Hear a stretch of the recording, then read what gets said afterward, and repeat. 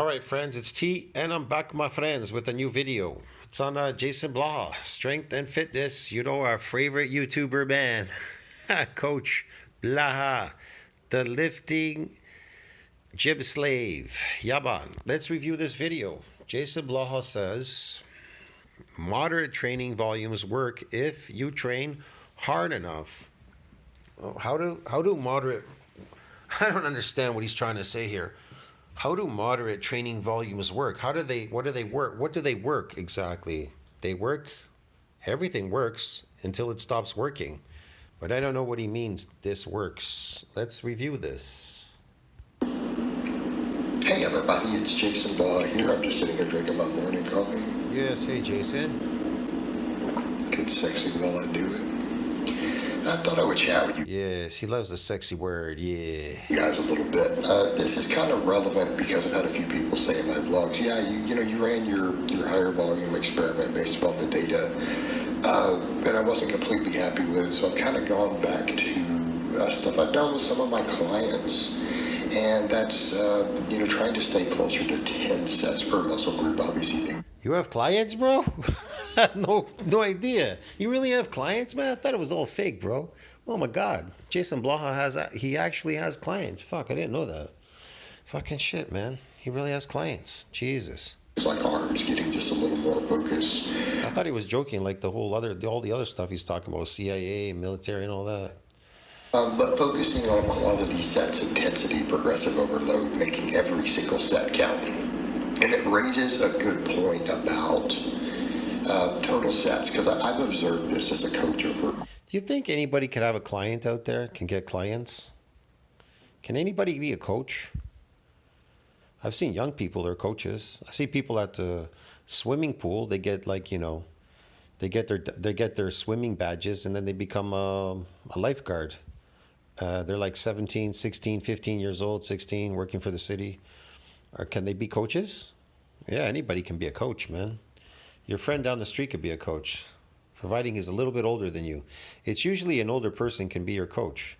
Have you ever had a young person be an older person's coach? I don't know, man. It's kind of weird, but yeah. Usually people in their 50s, they become coaches. Has Coach Blaha reached 50 yet? Yeah, I don't know, man. But like I said, hey, each to their own, right? Quite a few years. Some of these are my advanced lifters, intermediate and advanced lifters. Your intermediate and advanced lifters. My intermediate and advanced lifters, I've been training them for quite a long time, friends. And they're quite, how should I put it, professional in the field right now of lifting, yes. So we start looking at the research, and this is why I said a while back when I decided to start doing the 20 sets a week for most muscles for a little while, that I was going to be open-minded about the research, right? And the reason we needed... He was going to be open-minded about the research, guys. Can you imagine him being open-minded? Coach Blaha, open-minded. This is incredible, man. We're making headway. We're making strides. Coach is open-minded. Be open-minded with some of this data is because there's so much data going back for 10, 20 years. If he's so open-minded, maybe he's pretty open-minded into some sexual fetishes he has out there. I'm not really sure, right?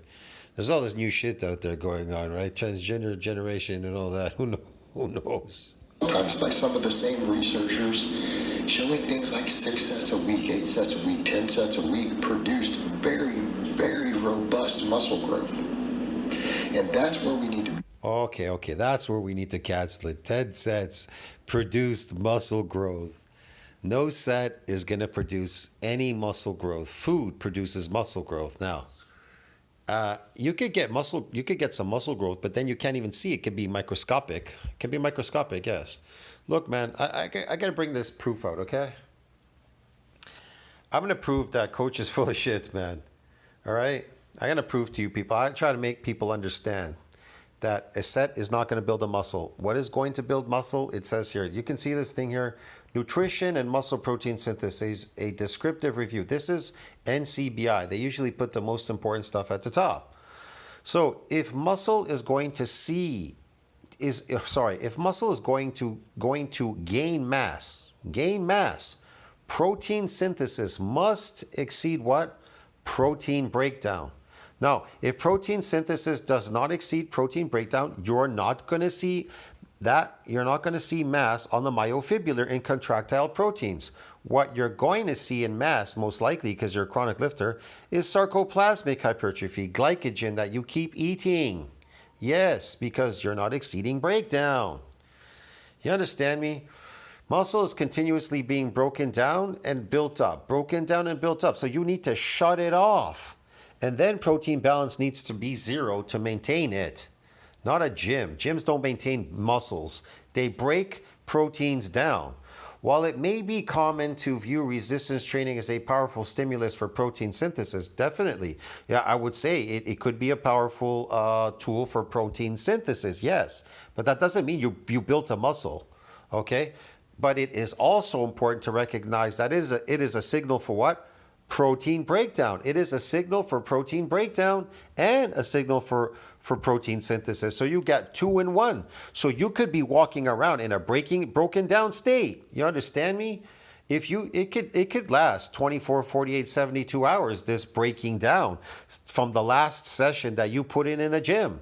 So if you're either putting back these proteins, you're just putting them back, protein turnover, or you could suppress and build them up. How do you build them up when protein synthesis exceeds that breakdown? What does that mean? That doesn't mean 32 grams of protein, whatever. That means exactly what they say. You need to be in an anabolic growth state to literally see that mass start growing. Yeah, I'm not joking, man. So there's another section here, muscle protein synthesis in response to nutrition and exercise. They even tell you right there in that little section right there at the bottom of it, muscle protein synthesis, MPS, is the driving force behind adaptive responses. Adaptive responses to exercise and represents a widely adopted whatever.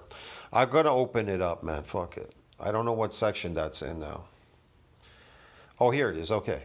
Muscle protein synthesis is the driving force behind adaptive responses to exercise. Yeah, it's the driving force. Okay?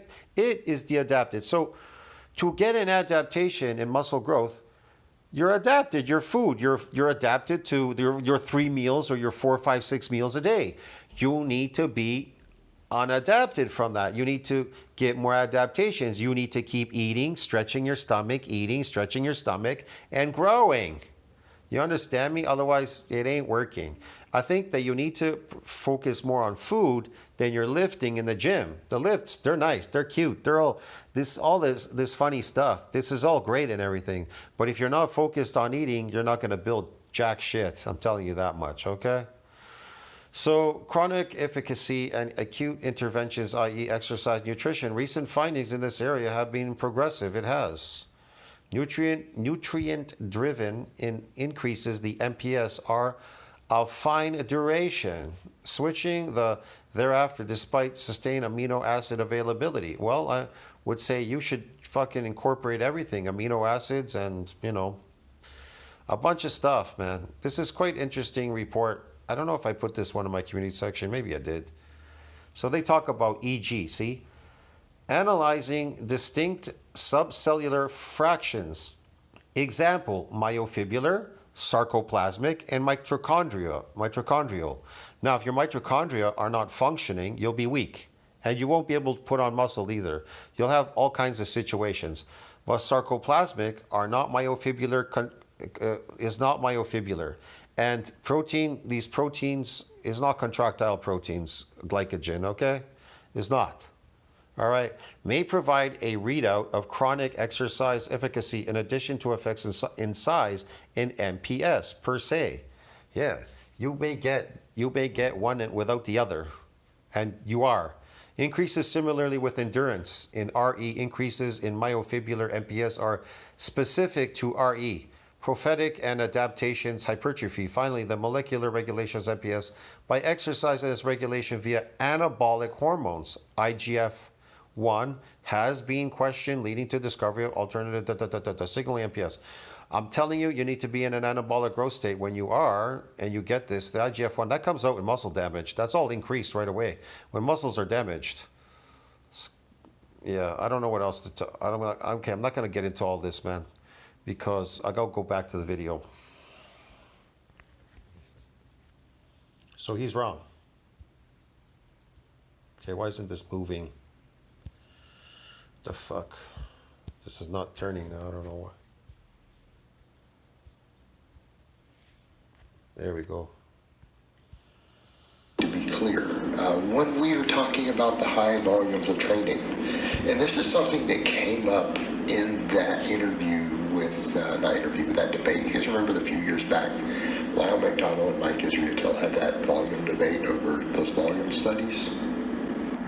That means absolutely nothing. You're getting an adaptation in being good at lifting those weights. Now, if you want an adaptation in muscle growth, protein synthesis needs to exceed that breakdown. That is a separate adaptation. Everything has its own adaptations. Do you understand me? Just like those box jumps and jumping, like I put in my community section recently. And something Lyle pointed out was the quality of life difference. That if they ended up being even roughly equal, then it was insane to do the high volumes. Okay? If they were so close together in terms of muscle growth that you can't tell them apart, it does. Volume doesn't grow muscle. It'll grow sarcoplasmic muscle. He says high volumes. Okay. Man, let's go back to this high volume stuff too, okay? Because he's fucking stupid coach. An idiot. Why do I have to debunk all his bullshit? I don't know. Like, fuck me. All right, hold on a second. 6 weeks.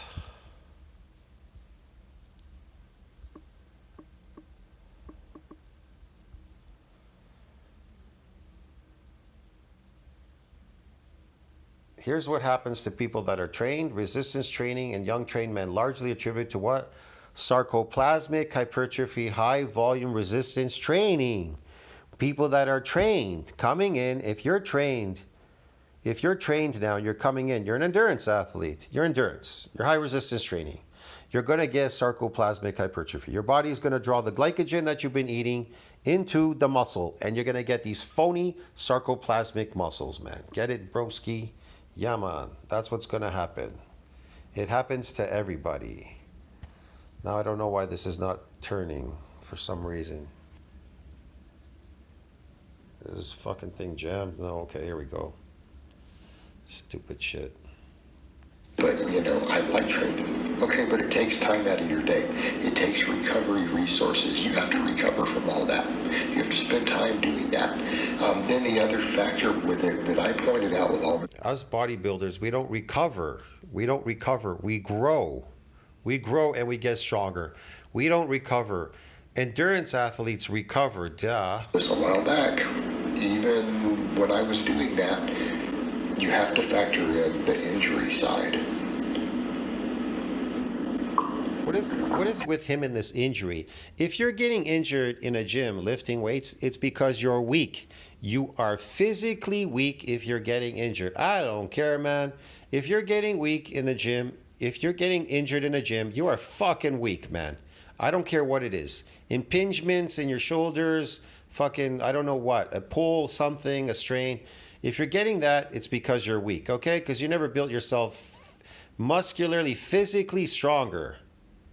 You have to factor in the injury side. I was like, what do you mean? Most weight room injuries are caused by overuse. No, they're caused by weak people that are trying to lift a heavy weight, trying to get good at lifting a fucking sofa. They want to be sofa lifters. They want to be movers. So they come to the gym and practice how to be good at lifting sofas all day and refrigerators and fucking, I don't know, washing machines. You understand me? So they go there and they do that. And I'm like, what the fuck? Why would you go to a gym to try to be good at lifting a fucking sofa and shit? You want to be a mover? A sofa mover? I don't get it, man. Or do you want to get bigger and stronger? I'm so confused. I don't understand why people go to the gym. I thought they went there to build muscle so they can increase their natural strength, so they can be big and strong. And then they end up being a furniture lifter, a couch lifter. If you are doing 20 or 30 sets per muscle group per week, your risk of injury go up. Your risk of tendon inflammation go up. Okay, and that's another thing I pointed out with really high frequency trading. There's a Your tendon, your inflammation goes up. Your what? Your tendon? Man, they don't blood doesn't flow to them well. reason I don't like people lifting more than 4 days a week. It's the connective tissue side. Now he's concerned connective tissue. What the fuck? 4 days a week. What's he talking about? So what are they going to do? Minimize it to 3? Tends to get really beat up 2? What? with those frequencies. Well, if you're trying to do those sort of volumes, unless you're doing 4-hour workouts, you are probably training more than 4 days a week. You may be training 6. There's a lot of programs like that out there. 6-day push 4 hours a week. pull legs programs, 20 sets of muscle group. Okay. Sometimes your connective tissue and different structures are not getting any real rest time. Okay, that's not optimal. And what we need to be clear on when we start talking about doing these sorts of volumes, when you guys go back and look, let's say you take one of the biggest high volume advocates out there, like Schoenfeld, right? Who's pushing this stuff, but you look at a lot of his earlier studies that he was responsible for running, you start seeing that going from these more moderate volumes. What's cool to you? Volumes, it doesn't produce a huge jump in muscle growth. It's very small. You know, yeah, when you go from 1 set to 3 sets a week for an exercise, that was a significant jump, right? That's a significant jump. But going from 3 sets to 5 sets is relatively insignificant. People going beyond 10 sets per muscle group a week. Is it really big jumps in muscle? Sometimes it's barely statistically significant in these studies. And we need to be clear on that. There are also studies, even on advanced lifters, showing with hard exercises, if they're done to failure, or very, very close usually to failure, because that's what they're having to do for the lab, they got bigger and stronger. Okay? And we need to be clear on that. And remember the women's study comparing. They got bigger and stronger. What happens if you get big through sarcoplasmic hypertrophy, glycogen loading? You get a bunch of glycogen, you get big, but you got stronger at your lift. Did you physically get stronger if you didn't build any contractile proteins, but you got stronger through chemical strength? Squats and hip thrusts and stuff. Those were advanced women. Like, these were women who were all I squatting. told you, the body's very tricky. It'll only give you if you know what you're going to get in what you're trying to shoot for. But if you're shooting for the wrong thing, you're not concentrating on what you're getting, you'll get the wrong stuff, what you're not looking for. You'll get something fake and not something real. Yeah. Like 100 kilos or more, right? 2 plates aside was I think a pretty good chunk of the people being studied. That's advanced lifters.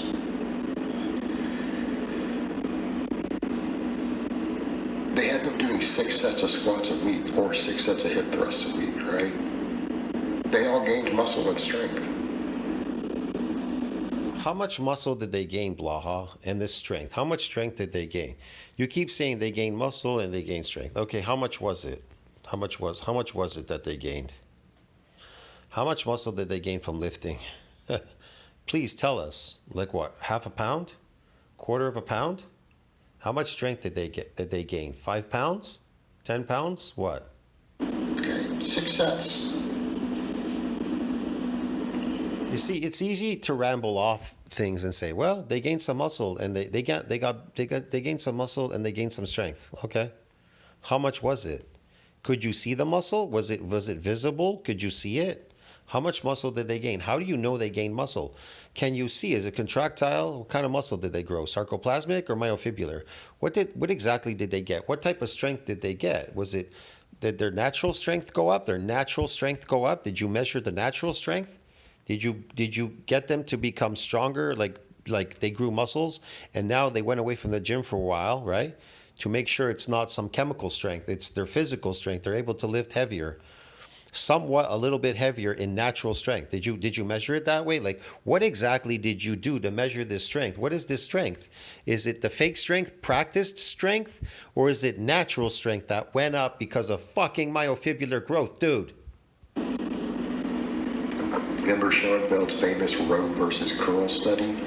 It was like 3 sets of 8 or whatever. Schoenfeld's another idiot. Fucking just like you, Blaha. Failure twice a week or something like that. Right? Had one group He's do another pretend coach. curls and the other group do rows, and then compared the bicep growth. Obviously, because rows are not the best back end He's actually, that Schoenfeld dude, isn't he like on steroids like you are too as well? He's another fake coach. exercise for biceps because of the angles involved. We know that. Curls are generally going to be superior, right? I would always say compare a weighted chin with that. I bet you they would have been a lot closer. Not necessarily saying curls out of the place because I do curls. I have to do curls. But the muscle growth was extremely robust for the biceps in both groups. Yeah, okay. Again, those lifters doing 6 sets of curls a week saw a substantial increase in bicep size because now granted they were noobs, but it doesn't matter. Even then, 6 sets, their biceps increased by like 50% or something ridiculous. It was a significant amount. Now, someone's going to go look this study up and call me a liar now. Oh, it was lost. Okay, bring the study. Let's see what they grew. How much did they grow? What did they grow? What was it? Contractile proteins? What was it? Glycogen proteins? What exactly did they grow there? Okay, please tell us because, man, I'd love to know exactly. You know what I mean? Please. Now you were wrong, but it was a lot of muscle growth, and that's what I've observed in clients. It was a lot of muscle growth. What is a lot of muscle growth? Like 1 pound? Remember some of my blogging clients? You guys remember sometimes with Saeed, remember with Isaac, some of these guys. I had phases with these guys where they were doing between 6 and 10 sets per muscle group. They both got bigger and stronger. 6 and 10. What? They got bigger and stronger? Let's see, fucking. They both got bigger and stronger. So they did 6 to 10 reps, whatever sets per muscle group, and they got bigger and stronger by doing sets. They got bigger and stronger. Are these newbie gains? Because after that, there ain't no more adaptations. You have to create a new adaptation. In other words, your 3 meals a day aren't going to work with the newbie gains. You may be untrained when you came into the gym the very first time, but that is an adaptation process. Now you have to get a new adaptation in lifting, and you have to get a new adaptation in fucking eating, bro. Get it? That's why people will start to move up from 3 meals. They'll move to 5 or 6 meals because it's adapted. Your body has adapted, is not growing. So it's a possibility if they did that, they got a new adaptation. If you don't know how fucking adaptations work, Blaha, then you're not a coach, okay? An adaptation means that you've adapted to something and now you need to get a new adaptation. That works with food as well. 3 meals aren't gonna cut it. Your fucking 6 meals a day, dude, are not gonna fucking cut it in getting an adaptation because you're adapted. So you can't get any more adaptations. You are accustomed, your body is accustomed to eating these fucking 3 meals a day, bro. Get it? You need to eat more. And you need to be in an anabolic growth state. And that's, you can't afford that. You're a bum, okay? Forget it. Forget you. That's why you're tiny and small and weak. And you keep talking about other people. Body does the motherfucking talking on my channel, dude. You understand me? On my channel, body does the talking. But on your channel, I see no body is not talking. I hear you're speaking, but the body is not talking, bro. On my channel, I'm speaking, but the body's doing the talking for me. Get it? You understand me? It's doing the motherfucking talking for me, bro. I'm telling you, your channel, it's bullshit. The people watching you, they must be insane listening to you because your body says nothing. It says a zero. They trained really hard. They got bigger and stronger, and these were not new lifters. No, they didn't. None of them got bigger and stronger unless you can produce these people and produce facts and show them. I don't believe anything that you say. These were not guys in And the I don't think anybody else should believe what you say unless you can produce. first year. I'm going to go out on a limb and say when you got guys who can bench 3. Even on my channel, people will ask, well, man, can you lift a super heavy weight? And if I didn't produce it, that means I'm not lifting a super heavy weight. Like I said, I never lied on my channel. I never faked lifts or did this or that. People will ask me, can you lift a heavy weight? I can lift some heavy weight. Yes, definitely. Can I lift exorbitantly heavy? Exorbitantly? No, because I'm not practicing at lifting exorbitantly heavy weights. I'm more interested in increasing my natural physical strength. Now, people want to increase chemical strength and this practice strength. Go ahead. But by all means, I hope everybody do it. Destroy yourself, do it. This is not for me. You understand me? I'm older and I want to increase my natural strength. That's all I want. I just want to keep my natural strength super high and super strong. I'm not interested in being good at lifting a fucking sofa, bro. Get it? But like I said, Blaha is interested in lifting sofas and doing weird things and pretend stuff all the time, steroids, this, that, cosmetic looks, whatever. He does all these phony, fake things. They're not natural. They're unnatural. Me personally, I do what is best for me. And I think everybody out there should do what's best for them. If you want to lift a heavy weight, lift a sofa, lift a sofa. If you want to build your natural strength, build natural strength. If you want to get better, becoming stronger, get adaptations. You're not getting any more adaptations. What do you need to do? Get more adaptations. How do you do that? By getting more adaptations, that's how. You have to increase something to get an adaptation process. That's how it works. You have to do something that you haven't done before. You understand me? That you're unfamiliar with. You have to do things that you're unfamiliar with. If you're unfamiliar with eating 10 meals a day, then I suggest you start eating 10 meals a day and finding out to get a new adaptation. Now, if you haven't really, like I said to my running friends, if you've done a 10 degree run down a hill, it's time to do 20. Then it's time to do 30 and 40 and 50 until you max out those adaptations, because your body will rapidly adapt by damaging it and repairing and remodeling it so it's bigger, better, stronger, and faster. Strength, power, speed, and performance. You understand me? Now, to see that mass, protein synthesis needs to exceed that breakdown. So that's the adaptation process in food, but that has nothing to do with being in an anabolic growth state to repair and remodel muscle fibers bigger and stronger. You understand me? But it will help because it will shut off this catabolic hormone and you will grow these myofibrillars. They'll become bigger. So you get 2 in 1, okay? 300 and squat 400 who are getting bigger and stronger on no drugs, doing 6 to 10 sets a week per muscle group. No, if the food is not there, they're not getting bigger and stronger. If they're adapted to their food, you can't have one without the other. You can't have one. You can't have one without it. Doesn't work, man. Without the food and you're just lifting, it's not going to work. Forget it. It's bullshit. What does that tell you? You just got to train hard enough. But that's the take home I've also seen. He's always about training hard enough, but he doesn't tell you to train hard enough to eat. His eating is minimal, is flimsy. His eating is flimsy. How could he possibly build his body? No wonder why your coach looks like a piece of garbage. Look at him. He's nothing in this little tiny t-shirt, this extra small t-shirt. Lifters completely flounder on the lower volumes. Why? They just don't He has 12-inch arms. Look at his arms. They're 12 inches. train hard enough. They really don't. They think they're training hard until you make them do some sets to failure with good form. And all of a sudden, they gain 6 or 7 or 8 reps over what they had been doing on an exercise with the same weight or with heavier weight. Right? They just weren't training hard enough. And that's a factor. Absolutely a factor. And it's something we have to consider with all this. The lower volumes of training really only work if you are pushing hard.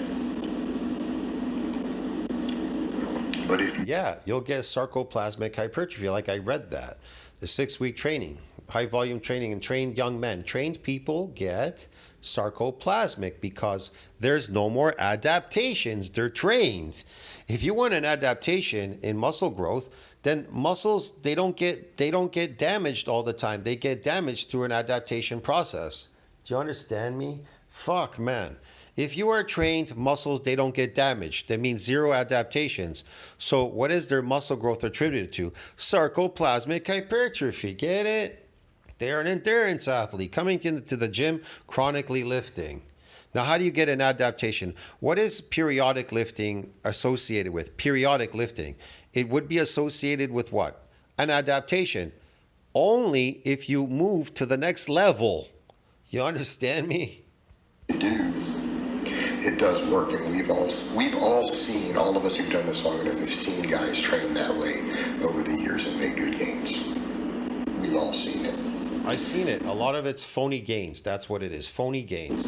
I would say the most impressive I've ever seen. I used to watch a guy in the gym. Now, granted, he was enhanced, but that's irrelevant because so was everyone else around him. No, he just enhanced these so-called poor people that are on steroids. It's because they can't afford to eat. Rich people, they have money. They can afford to eat whatever they want. Like Phelps and stuff. He can eat 10,000 calories a day. He's got money to eat. I saw him in restaurants. He was in an interview. He was eating 10,000 calories a day. Can you eat 10,000 calories a day? No. So if you can't afford to eat, you can't really build your body. You can go to the gym and destroy it and accelerate aging and destroy yourself, get inflammatory responses, walk around with a pump and all that, and some fake muscles. But if you do not have money to afford to eat, then you can't build your body. It's just really that simple. This was well over 20 years ago.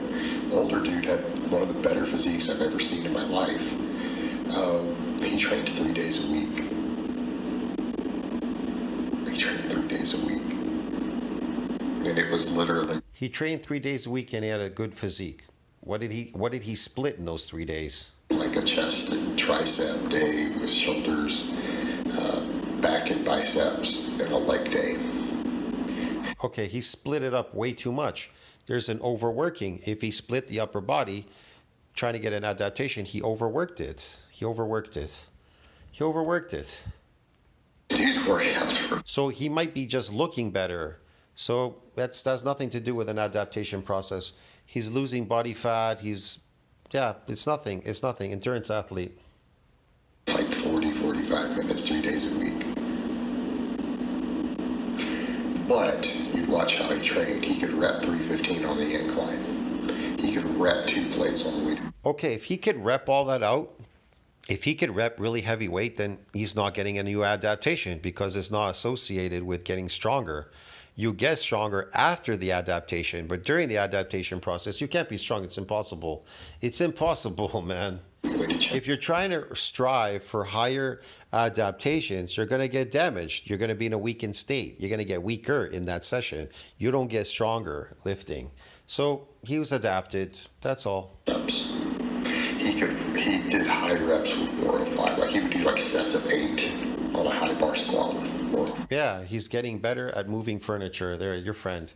Blaha is such an idiot. You know, he was no slouch. What a shitty coach, man. I gotta go. Tell me what you think about that. Like, subscribe, support the channel. Comment down below. Helps with the algorithm. Blaha is full of shit again. But a perfect example. Yes, perfect example.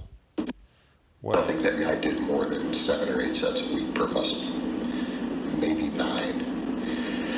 All right, guys. You know, it's funny. He talks about everybody else, but he doesn't talk about himself getting any muscle because he can't do anything. It's a shitty coach. I'll see you in the next one, friends. I gotta go. Ciao.